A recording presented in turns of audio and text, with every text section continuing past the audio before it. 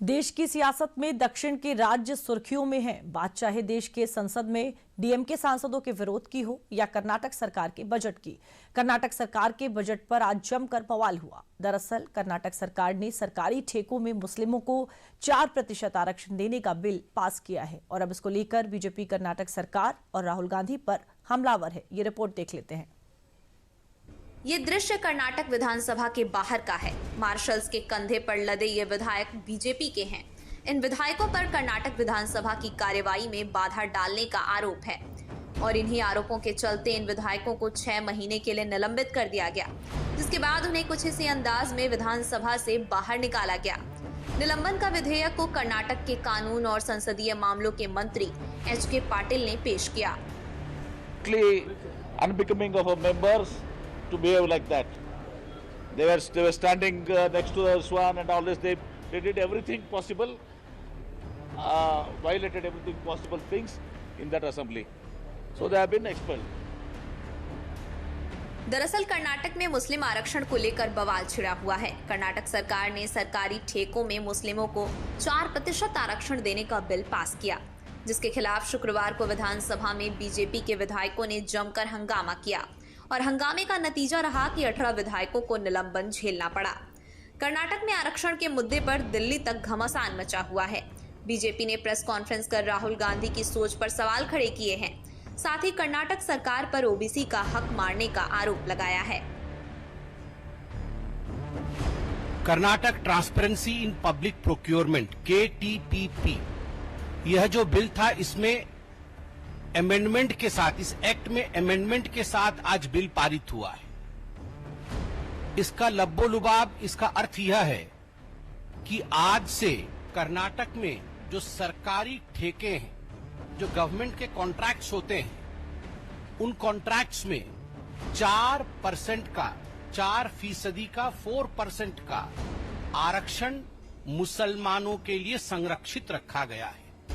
कि यह जो आरक्षण है, ये जो 4% मुस्लिम आरक्षण या रिजर्वेशन दिया गया है, यह कैटेगरी 2B ओबीसी आरक्षण के अंतर्गत दिया गया है। जो पिछड़ा वर्ग होता है, ओबीसी होता है, उस ओबीसी कैटेगरी 2B में से 4% दिया गया है।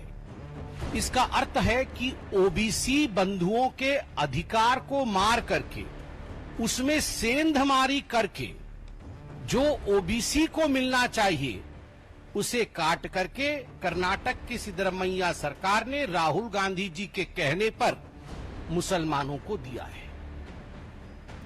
कर्नाटक में मुस्लिम आरक्षण को लेकर खूब बवाल मचा हुआ है। कर्नाटक के बजट को बीजेपी ने मुस्लिम बजट करार दिया है।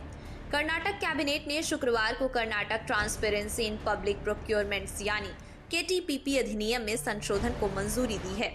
अब जरा इसको तफसील से समझ लेते हैं। कर्नाटक सरकार ने KTPP अधिनियम में संशोधन को मंजूरी दी है। इसके तहत 2 करोड़ रुपए तक के सिविल कार्यों के 4% ठेके मुसलमानों को आरक्षित, 1 करोड़ रुपए तक के गुड्स सर्विसेज के ठेकों को मुसलमानों के लिए आरक्षित। कर्नाटक सरकार के इसी फैसले पर बीजेपी लगातार हमलावर है। बीजेपी ने इस बिल को दुर्भाग्यपूर्ण बताया है। बीजेपी इसे कॉन्ट्रैक्ट जिहाद का नाम दे रही है। यह जो KTPP एक्ट है, इसके संशोधन के पश्चात 2 बातें अब सामने आती हैं। पहला विषय है कि जो सिविल कॉन्ट्रैक्ट्स है, राज्य भर में सिविल कॉन्ट्रैक्ट्स 2 करोड़ तक के सिविल कॉन्ट्रैक्ट्स के लिए 4% मुसलमान कॉन्ट्रैक्टर्स को आरक्षण दिया जाएगा और गुड्स एंड सर्विसेज कॉन्ट्रैक्ट्स जो है उसके लिए 1 करोड़ तक के किसी भी कॉन्ट्रैक्ट में 4% मुसलमान आरक्षण लागू होगा। दरअसल कर्नाटक सरकार ने अपने बजट में मुसलमानों के लिए दिल खोलकर ऐलान किए हैं। यही वजह है कि इस बजट में मुस्लिम तुष्टीकरण के आरोप लग रहे हैं।